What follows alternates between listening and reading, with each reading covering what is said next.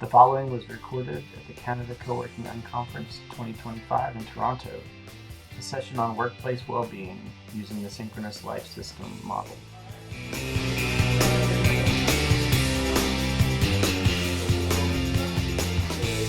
So we tell us, okay. All right, actually, fair enough. So I'm going to stand in part because I'm a kinesthetic learner, and so if I'm not standing, I'm not thinking. If that makes any sense. Love it. So my name is Ken, or Kendrick. Social media, LinkedIn, everything. It's Ken G. Crawford. My website is kengcrawford.com. I spent 35 years as a local pastor in mainline Protestant, progressive/liberal congregations in Texas. Originally from Pennsylvania, but moved to Texas when I was in elementary school. Married a sixth-generation Texan, and that means I'm a Texan by adoption, or as they call them, a damn Yankee, which is a Yankee that comes to the South and stays, is a damn Yankee. In my work as a pastor, and really, this is what led me to being a pastor. I started out in architecture, so I was really excited about the conversation before about well building. And in my work in architecture, I was really paying attention to how spaces impacted people's lived experience. Ended up working with the homeless population in Lubbock, Texas. Ended up starting a soup kitchen.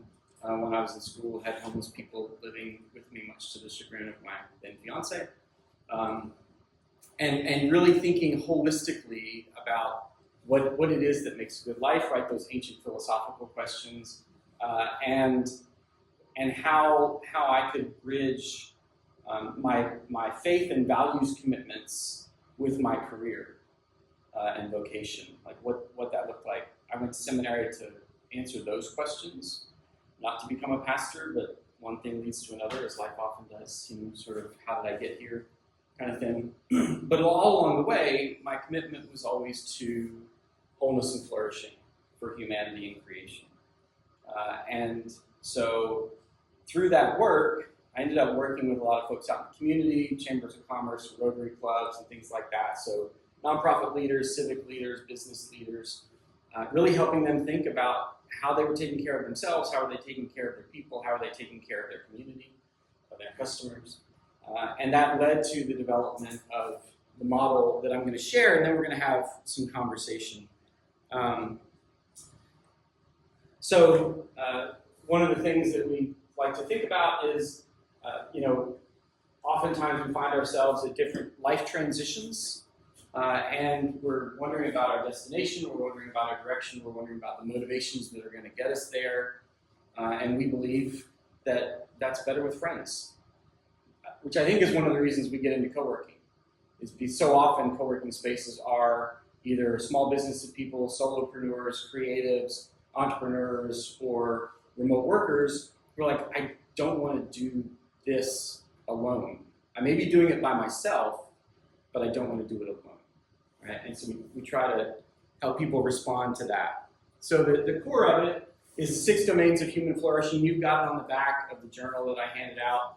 I know you got one of these yesterday that's very similar, but mine's different in part because it's got dates and I'll explain to you how to use this in a minute. But you've got the 6 domains there. I've got some other print collateral if you're that interested. You can find this on our website as well. And what I find in my own life and in people that I work with and what I observe in the world is that we move through the world through these 6 domains of human flourishing, which are everything that we are, everything that we experience, and everything in the ways that we engage the world falls into one of these 6 domains or some overlap of them. There are a lot of thought leaders that have or organizations that have what they call a wheel of life or something similar to this. Most of those include things like finances.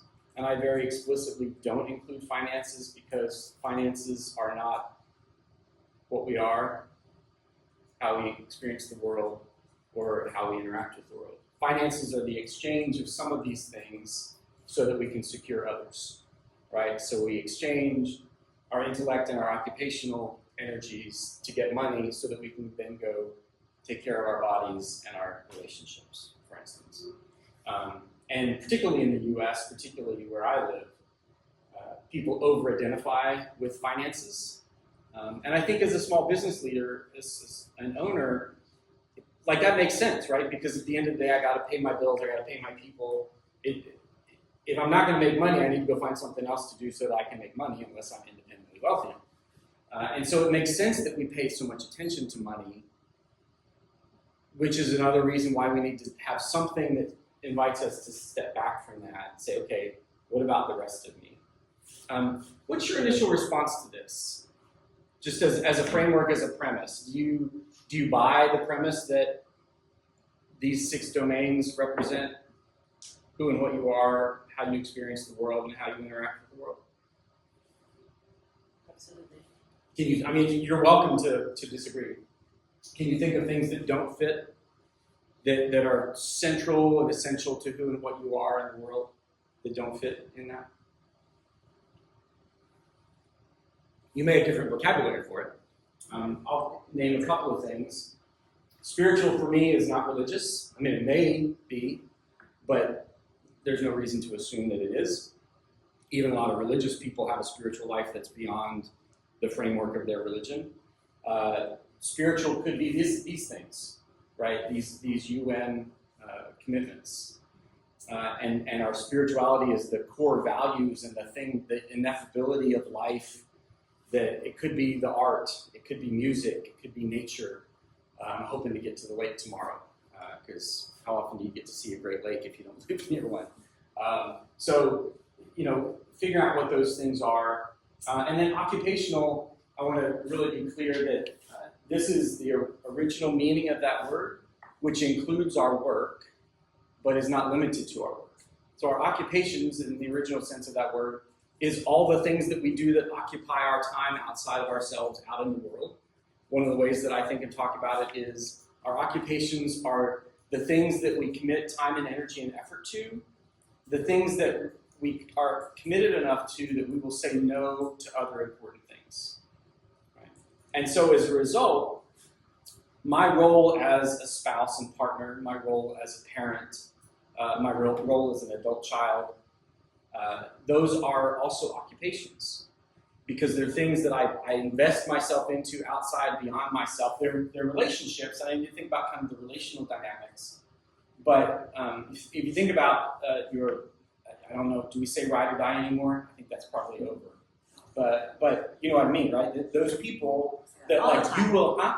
I say that all the time. The people that you will drop everything for, right? Your BFFs. Those people that are part of your inner core, you have a sort of an occupational connection to them, because these are relationships that, like, you'll burn a sick day or a vacation day to go help them with something that they need, right? So it has that sort of weight and and as you invest in those things, you're creating something, right? When we invest in our core relationships, we're creating something that's bigger than just those things.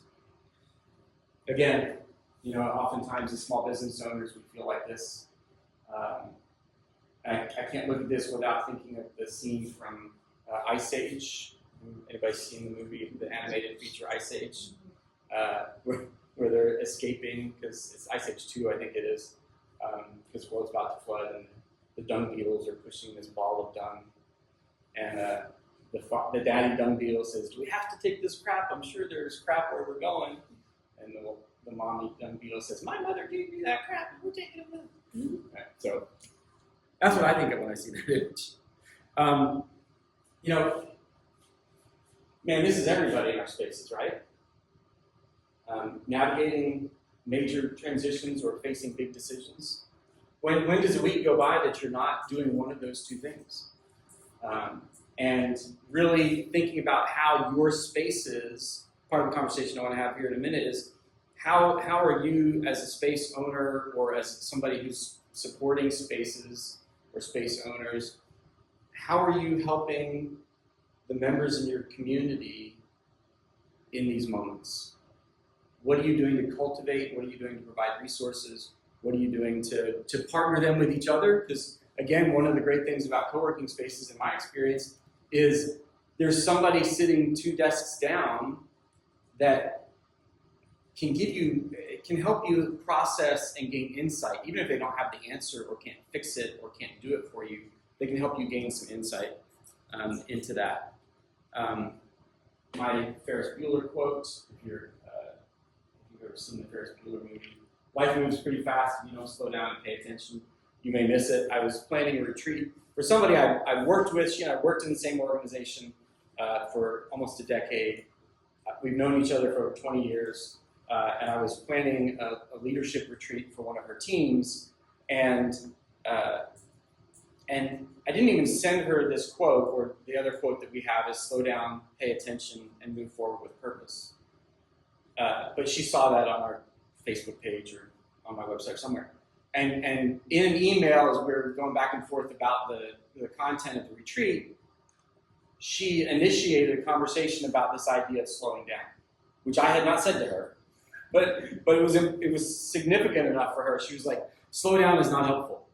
That's not helpful for us because stuff's coming in so fast, there's so much chaos, we can't slow down. So that's more upsetting to say slow down. And my inner thought was, well, that's a pretty big sign that you need to slow down.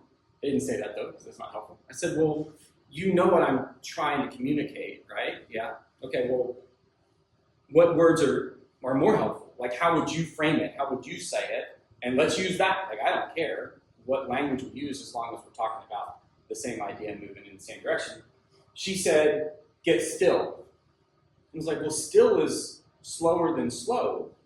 So, but whatever. We're talking about the inner quiet, right? So if you think about ER nurses and docs, first responders, military service people, people who are in the middle of chaos, right? The world is coming in around them. And they've got to have an inner quiet and an inner stillness that gives them the capacity to say, what's the next right thing to do? Right? If you've got 10 people around you in crisis, where do you put your energy? And again, I don't know about you, but a lot of our days, maybe not to that level, but a lot of our days are, what's the right next thing to do? And where do I put my energy? Do I work on business development? Do I work on my social media? Do I work on community development? And what are the things that we never get around to? Things like taking care of ourselves. Things like helping our people take care of themselves and each other, right? Because there's always something that feels more urgent and more pressing. Here are some of the ways that we connect with people. We do individual and group coaching. Got a team of folks that do that with me. I love to do life change and transition. So when people are going high school to college, college to career, mid-career changes, kind of anytime. My dad was 76 years old when the last time he retired, and within a couple of weeks he was like, I don't know what I want to be when I grow up. At 76, right? I mean, that question never goes away. So anytime people are in that sort of a space, this is a really helpful process. Mastermind executive consulting, I do SOPs, standard operating procedures, again, using this framework, and then strategy and audit performances. We were talking about neurodiversity earlier in the previous session, and one of the things that I think is important as we look at the 6 domains is that each one of us gravitate to a couple of those. There are a couple of those that you're like, that's me all day, every day. Like if money weren't an issue, I would pour all of myself into my friendships. I would pour all of myself into becoming the fittest person I possibly could. I would pour all of myself into, I'd go, become a monk or a nun somewhere. There's a couple of these that we really gravitate towards. And there's a couple that we maybe feel guilty about because we feel like we ought to gravitate towards them. In the previous session, somebody was talking about their love of gardening and how they eat out of their garden at their cottage all summer, and like that sounds great to me, and I want to garden. And like 2 days a year, maybe I'm like, man, this is so much fun. And then the third day, I'm like, oh, please, let's hire a gardener. So, really paying attention to yourself. And oftentimes what happens is we look at somebody else whose life is somehow like we want what they've got. But they are drawn to different energies, different domains. And so we've got to figure out how to lean into the domains that empower and energize us, which may or may not be what empowers and energizes that other person. So in strength psychology, we talk a lot about we have to lean into our strengths. You can spend 80% of your time working on your weaknesses and get right up to average. And average is not where any of us want to be, right? I don't think. And this is not about kind of being the best or excelling or Tony Robbins kind of thing. This is just about having a rich, full life. And the way to a rich, full life is to figure out the things that are deepest and most meaningful for us and leaning into that. So coaching is all about asking good questions. We teach peer coaching within organizations so that even people who can't afford or their employer can't afford to provide them a one-on-one coach or even a group coaching experience. One-on-one coaching's north of $200 US an hour. Group coaching is north of $100 US an hour. Teaching peer coaching skills within an organization gives everybody access to that experience. So, some basic questions. Think about these in your own life. What gives you satisfaction and a sense of accomplishment? What are the questions and challenges impacting your ability to move forward? How can you make decisions with calm, clarity, and confidence? Anybody have an initial response to any of those questions? I love the last question. Yeah. What do you love about it? It's just I am a coach. I've never used that question. I've never seen it. But I love the kind of calm, clarity, and confidence. What's important to you? How do you make a decision with those things, which ultimately will be beneficial for you? How do you do that? Yeah, I love that question. How many of us in the last week had to make a decision without all the information? Just 3 of us? Wow. Yeah, y'all are amazing. I need to come hang out with y'all. So that's that's the slide deck. What I want us to spend the rest of our time talking about.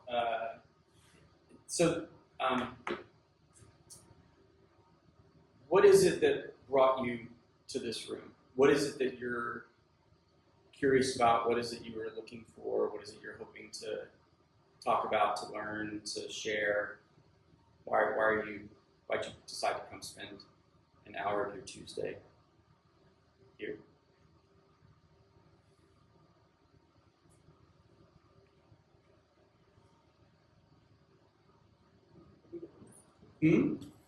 Well, for me, you were in my session this morning. We had a really great conversation and a connect. Yeah. Right? Around just the passion around health, well-being, and seeing people flourish and nurture. So that really piqued my interest. I'm a curious person that I love learning and just understanding different perspectives. Okay. So for me, very interested. I'm very curious to learn the solutions you can provide. I'm a coach, business consultant coach, and dealing with lots of procrastination and anxiety is one of the things that I always help my clients with. And I want to know what kind of solutions you have for these things. And one of the other things that is really hard for entrepreneurs, especially the ones that are just starting, is that voice in their head that always telling them you can't do it. You can make it. these kind of things are the things that I deal with. Especially I have a lot of clients that they only have just like an idea or even a dream, when I help them to even shape it. And they are the things that I constantly deal with. What are your solutions? All right, love it. Procrastination, inner critic.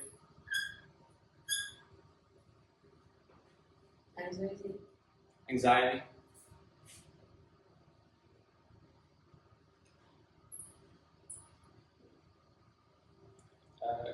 Calm, clarity, and confidence. How do we make decisions with calm, clarity, and confidence? What else? I would add, so that flourishing is such a great word. Thriving in this work environment, in this world, in this sense of VUCA. Does anyone know what VUCA is? Volatile, uncertain, complex, and ambiguous. Don't let it. That's the world that we live in. And how do we flourish? How do we thrive within this uncertain, always changing, very bumpy world? Yeah. VUCA, V-U-C-A. All right. So you can't leave here without. You can't leave here saying you didn't learn something. Right? Wasn't from me, but there you go. VUCA. Good. What else? Well, I like the word flourishing, what you said, because to me, flourishing isn't a constant state. Flourish, if you think about nature, because I always connect things to nature, right? It's about growing, opening, right? Showing yourself. How does a plant flourish, right? If you think about a flower, or a rose, or a tree, etc. It's the constant state of growing. Well-being, right? It's the things that maybe these 6 pillars that feed and nurture, right, for you to continue to flourish. So, it's a constant changing thing where there's always room to move in different directions in terms of how you flourish, right, and how you actually grow. Versus thriving, I think it's a very specific, different word, but I think it's very interesting. Because as humans, throughout our life, you said we go through different stages. So flourishing may look very different when in your 20s versus your 30s, and what does that actually mean, and how does that pivot? Yeah. How do those things change? Yeah, I love that. So, anybody else think those chandeliers across the way look like giant snowflake balls? Right. So, we didn't watch Game of Thrones, but winter is coming, right? And I live in Texas, so that means something different than those of you who live north. And even in Texas, the trees lose their leaves, most of them. They're not pines or live oaks. The grass goes dormant. Nature goes dormant, right? Your garden will be buried under snow unless you have a greenhouse. And so even the natural, like a constant state of growth includes seasons of stillness, right? And recharge, so that in the next growth period, you're ready. You've got the reserves, right? What in the last season of your life needs to be composted so that it can provide nutrients for the next season of your life? If you're a garden person, that's a way to think about some of that. Like what from the last, whether it was a great season of your life, or whether it was like, I'm so glad that's over, or whether you're in the middle of it and you're like, I can't wait till this is over, or this is the most amazing thing ever, I hope it never ends. I mean, how much of our time do we just sort of spend? Whatever. And at the end of the day, like what from yesterday needs to be composted so that today and tomorrow can have some new energy. So things like that, really thinking about that. So I know we've got a couple of space owners. Who all are space owners or leaders in a space? A couple of space owners and leaders, an aspiring space owner, and IQ, so consultants with spaces. You partner and support spaces in their growth and development and their flourishing. And you all, how large is IQ? How many people do y'all have in your organization? Yeah. 50 plus. 50 people, okay. So anybody else have a staff of 50 people in your organization? Right, so just your organization and your clients' organizations, right? As you think about, so you show up on a Monday and everybody is at a different space, different place, energy-wise. We show up today, right? Some of us were super energized by yesterday. Some of us were intrigued but worn out by yesterday, right? Some of you, after the formal sessions ended, you were like, let's go to dinner and let's go to drinks, blah, blah, blah, and midnight comes, you're like, okay, and then you're ready the next morning. Others of us are like, wow, 7:30, it's past my bedtime. And there's no right or wrong, and some of that's age, but not necessarily or not really. Like and some of it's just, what is it? Was there stuff that energized me today? And sometimes when we're super energized, we need to slow down and process that. And sometimes when we're super energized, we need to ride that energy. So paying attention to that. So the 6 domains, we've got, basically the idea is, the kind of entry point is what I call an examine, which some of you may have heard from other contexts and communities. But a daily examine is simply a reflection. You may journal it. Earl talked about journaling yesterday. You may journal. That's part of what this tool is meant for you to be able to do if you choose to. But pause for a minute 3 times a day. So 3 minutes. And take 5 seconds for each of the 6 domains. So that's 30 seconds, right? Take 5 seconds and think, how am I doing in my spiritual life? Again, whatever that means for you. I'm curious, just because I'm curious to know you, but I have no preference as to what that means for you. How are you doing? If spirituality for you is about art and nature, have you been spending time with art and nature? Either enjoying it or tending it or creating it or not, right? And if not, then your spiritual life is probably, struggling a little bit, maybe a 2 or 3 on a scale of 1 to 5. And so, what can you do to change that today? There's I passed the art museum. I'm going to try to spend half an hour in there tomorrow at some point, just to see what's here, what would bring me back. And so do that. Give yourself a score of 1 to 5. Do it first thing in the morning. Do it in the middle of the day at some point, and then do it in the evening. And you'll find that through the course of a day, some of those will swing pretty wide, right? Based on what you did that day, what you experienced that day. If you got into a fight with somebody who's really important to you, then your relational score might be low. You might say, that's a 2 today.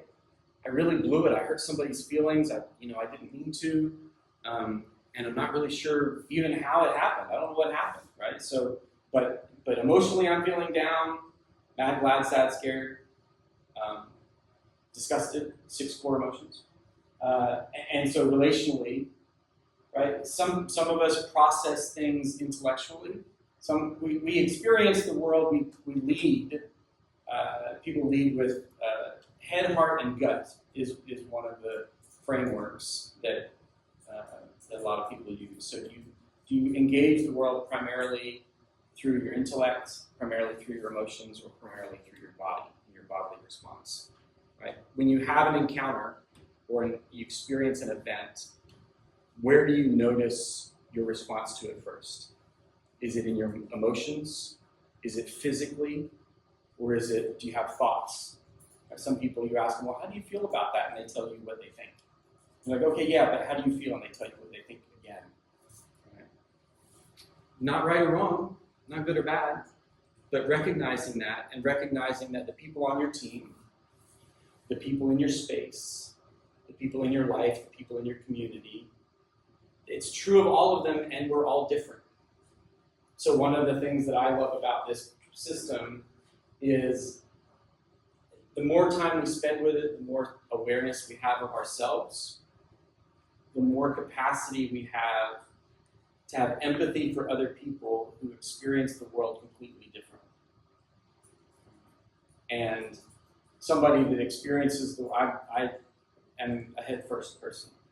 I think about things first, and then I experience them physically, and then I have an emotional response to them.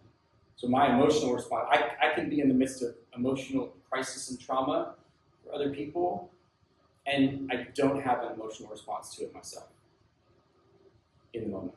I might later, but in the moment I don't. Whereas other people, I've worked with nurses in a variety of healthcare settings who take on the emotional energy of all of their patients and all of their family, which is an incredible burden. And so those nurses have to say, how do I take care of myself so that I can take care of the people around me? How does this show up in your spaces? Or in your work setting if you're not operating in a space, a co-working space? How does it show up day in, day out? Where do you experience it personally, and where do you see it in other people?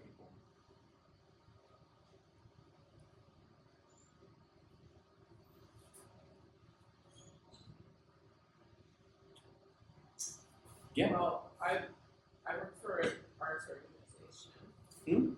I work for an arts organization. Yeah. We've got about 300 artists across the city. Okay. And I guess most of what would be for us would be the spiritual, I guess. Not in the way of, again, religion, but all of our artists seem to be doing something that is a need. They're like fulfilling a need, and like a path, and it is very. It's an incredibly visceral thing. I'm an artist myself, so I understand the journey, and it can be very, I think, damaging a lot of the times to speak about someone's art or the things that they do in a negative way, or criticism or anything like that. It's interesting. I think that kind of all of this could be a benefit to them, but I think most of the people I talk to in the spaces that we have, it is like a very spiritual forward. Yeah, I appreciate you sharing that. And even though they have that in common, it's going to be different for each of them, right? So that conversation around that, open, welcoming, hospitable, curious conversation around that can be an entry point for new people coming into the space, because they know that this is a safe place to explore and express and wonder, question, all those kinds of things. Where do you think most of the folks in your space are most challenged of these 6? I would probably say, I'm not sure. I think maybe occupational. I meet a lot of very, very intellectually stimulating people. There is a good balance also with artists that like to relate to each other, and then artists who are very reclusive, and they have their space and they want to, go right in and out, and they don't talk to anybody, and they work on their work, which is fine, I think. But I definitely think that, the difficulties that a lot of them come across now are, like, how do I get a show? How do I I get funding? How do I, put myself out there in a way to like network with collectors, not just other artists? Sure. And I think that is something that it is definitely learned, but it's something that is, I think it's hard for people who are creative to really have to be like, well, I'm also a business, I'm not just an artist, I'm also a business. Yeah. So, Yeah, that's a big challenge for the Yeah. community. And sometimes, sometimes we just need to do a business 101 workshop around a piece of that. Sometimes we need to maybe do some emotional and relational well-being work so that we can, as that person, better deal with the stress of trying to figure those things out and present ourselves to the president of the bank down the street who needs to buy, art for their lake house and their office, right? They're redoing their executive office suite. So we need to show up in a certain way to be able to have that conversation. Which doesn't mean to be fake. It doesn't mean to become something we're not. But it does, it is potentially a different kind of emotional and relational energy than we might have with our peers and than we might have in our studio space. So I think paying attention to that, recognizing that some people are, like in a co-working space, my experience, which is more limited than y'all's certainly, that some spaces are very relational and very collaborative, and that's sort of what they're known for, which probably means that people who don't want that aren't going to join that space. We had, my friend Darren and I think she actually coined the term community adjacent. So people that want to be, they want to be around people, but they don't want to interact with people, particularly while they're doing their work, right? So we'll have spaces. The way you lay out your space and design your space, are there places where somebody can be in a room where there are other people, but they can also be left alone to just do their work, right? And what does that entail? And that there's no judgment about that. It's like, oh, come on, come have lunch with us. We're all having lunch. Come have lunch with us. And you're like, would you effing leave me alone? No, right? And that's okay. Like, that's 100% okay. And to figure out what kind of energy, there was a conversation again in the earlier session about doing a neurodiversity assessment with your community, which I think is a fascinating idea. Some people, particularly younger folks, are like, oh, I've got these 3 diagnoses, and blah, blah, blah. Right? I'm 55. I just in January got official diagnoses for ADHD and Asperger's. Right? So, I've known it for years. But now I can have some medication, and now I can have some assistance. And just knowing some of those things, it's like, oh, now the way I've been responding to people and places and spaces and experiences makes more sense to me. So even just that kind of information, just helping people access some of that, and then being aware of that with each other. When I was growing up, kids that were neuroatypical were much more likely to be bullied than they are today. Kids that were on the autism spectrum, right? It was like, oh yeah, Billy's just like that, whatever. Which is amazing and beautiful. I wonder how much that shows up in the workspace. Once we get into adulthood and the work world, are we still making room? For that with people? Is it going to automatically reshare, or do I have to reshare it? Yeah, you have to reshare Reconnect. it, sorry. Well, that's fine. You get the idea. I don't think we need anything else from that. So really paying attention, whatever system or process you use, really paying attention. What about somebody else in your space? What kind of energy are you seeing and experiencing?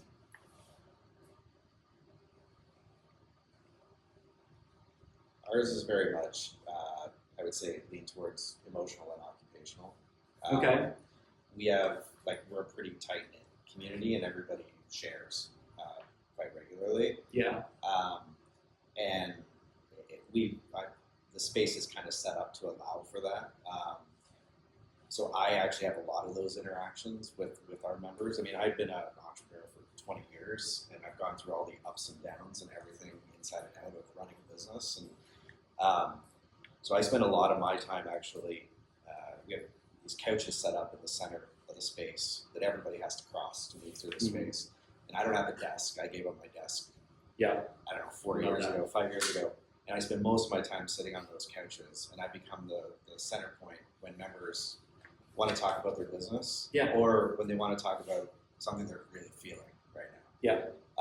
So we get a lot of that sharing and that energy in our space, and I love that. It can also make the space heavy, quite heavy. Yeah. In some regards. Yeah. And what do you do with that? What do you do personally to deal with how that heaviness impacts you? Me personally, I mean, most of the time I'm just there to listen and maybe help reflect. For me, myself, like I worked with a coach a few years ago that said that I rank high on empathy. Okay. So at the end of the day, I am drained. Yeah. Are you also an introvert? Do you identify Some more people would say introvert, yes, and extrovert? some people would say no. Okay. I love the energy of being around people, but a great example is not this conference, but I'll come to a conference in Toronto. It's like a 3-day conference, so Collision is one that I used to come to. And I would go for the first day, and then the second day I would spend all day sitting in my hotel room and not leaving. And knowing that about yourself and giving yourself permission to like I paid money to come to this conference and to travel and to all the thing, and if I don't take care of myself, I'm not going to get anything out of today anyway, and I might do damage, right? So I might say something that's not helpful to somebody else or whatever.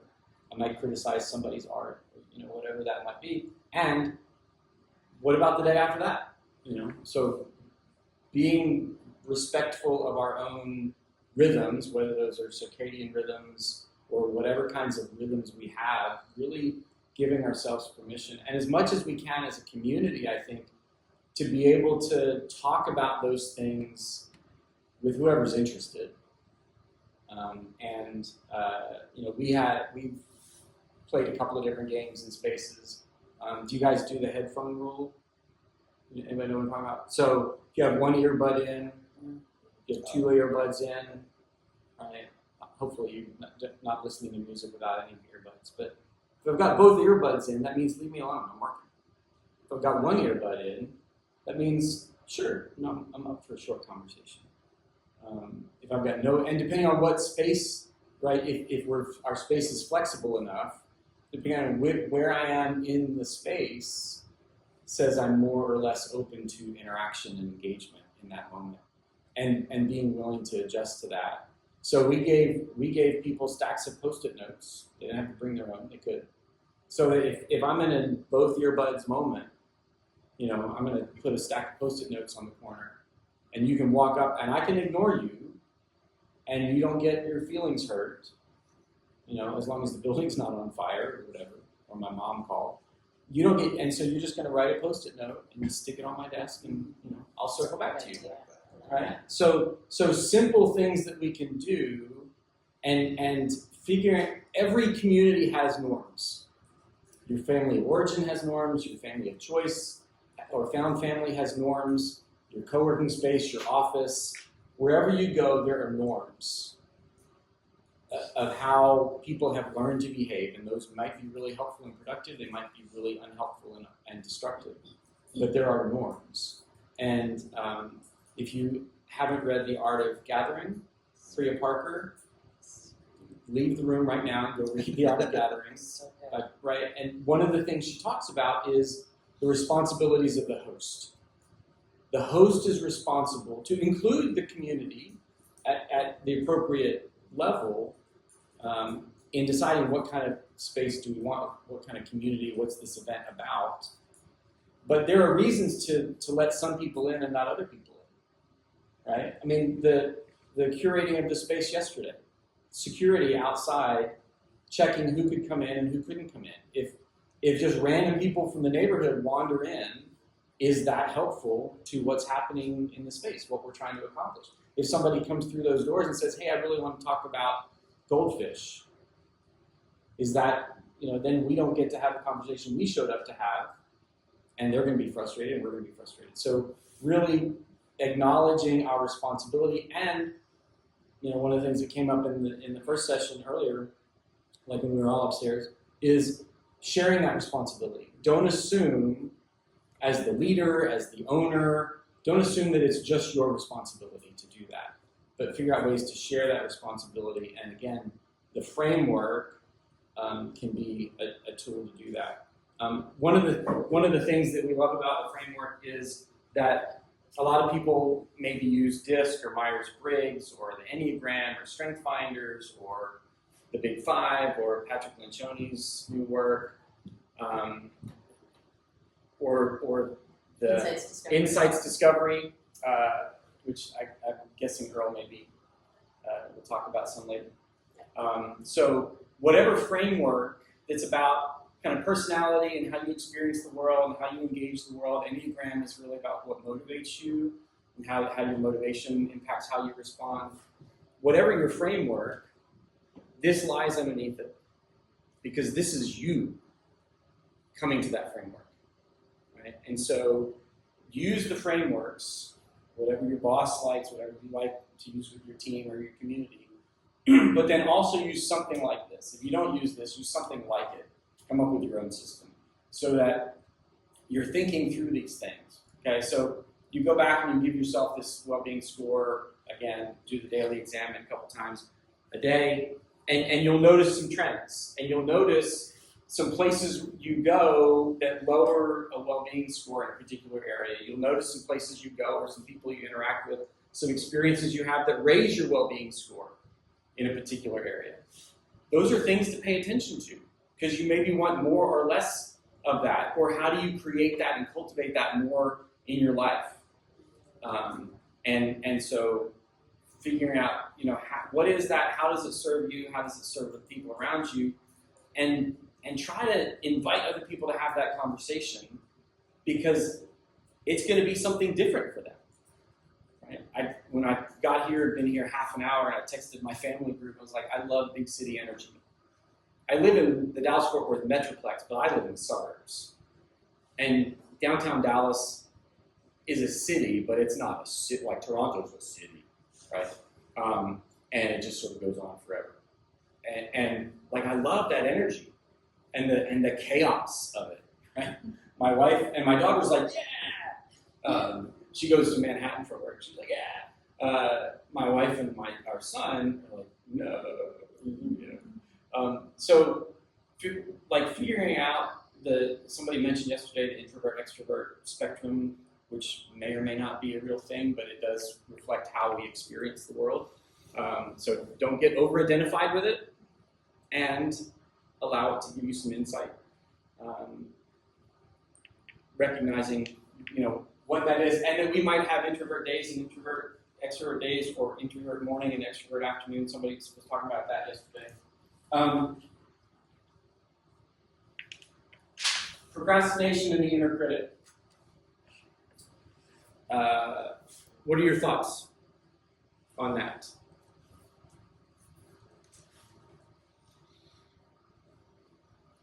One thought is, are they connected, or in what way? So a premise to coaching is you try to avoid at all costs asking yes or no questions, closed-ended questions, right? So you don't ask, are they connected?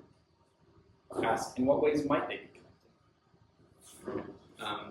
So in your space, if somebody names a challenge that they're experiencing, and you know the answer to that challenge, what's your default? Give them the answer, right? For most of us, that's our default. Oh, I know the answer to that, If the question is, hey, do you know where I can get good Chinese food in the neighborhood? Sure, go ahead and give them the name of your favorite restaurant. If the question is, I'm really struggling with my inner critic right now, do you have any thoughts? You could give them a solution. A coach will say, Tell me more about that. When does your inner critic show up? What does your inner critic sound like? What kinds of words does your inner critic use? Whose voice does your inner critic use? Often people will name one of their parents or somebody from the previous generation that helped raise them. And our job's not therapy unless we're therapists, and it's a therapeutic conversation. So what do you do then? What's your next step after questions like that? What other kinds of questions might you ask somebody who's trying to figure out how to live better with their inner critic? One of these that I usually ask is that what do you do Maybe a little bit louder. I need to be like this. Yeah. One of the questions I usually ask is that what in the past make you think that you cannot do it now? What experience of your background bring these critics now to you? And what's the companion question to that? What's its inverse? When have you been successful? Yeah. When When have you in done the this past did you succeed at something you didn't think you could do? Right. All of us in this room are 100% successful at getting through our worst days. We got through them. It might have been ugly, but we got through them. Right? And rehearsing some of those things and thinking, when in the past did you feel like this? When in the past were you discouraged? Both of those things can be super helpful. So giving yourself permission to ask the questions and then say, we can come back. Did it again, didn't I? Oh. We can come back to the framework and say, do these 6 domains give me some insight into that aspect of my life? Is there something here? Can I lean into a strength that will help me better understand why that inner critic is affecting me? Do we need to wrap up? Or Yeah, oh, I okay. have lunchtime at 12:30. People were saying 1 o'clock when we all gathered. So No, I can yeah. Okay, now that's great. Ashley just came up. Okay, perfect. I thought maybe y'all were swapping out again. So last thing I would say is I'm looking for 5 co-working spaces or businesses also, but 5 co-working spaces that will use this with their team, if that's 2 people, if that's 20 people, whatever, including your volunteers, like community animators and that kind of stuff, for free. Because I've used it out in the marketplace. I've not used it in co-working spaces formally. I mean, I did it when I ran spaces, but it wasn't the same kind of formal structure. And so I want to do that, and I want you to offer it to your members, again, for free, for a trial period, to get some data, get some impact, some input, refine some of the tools. So if you or somebody you know runs a space and might be interested in that, or another business that might be interested in implementing it with their team, or if you just want to have an individual conversation about how to use it, you want to sign up for some of that process. So we'd love to have those conversations. Thank you all so much. Thanks for participating. Thank you. I hope it was helpful. Visit us online at kengcrawford.com to learn more. Connect with us, schedule a time when we can sit down and talk and share together as we journey towards wholeness.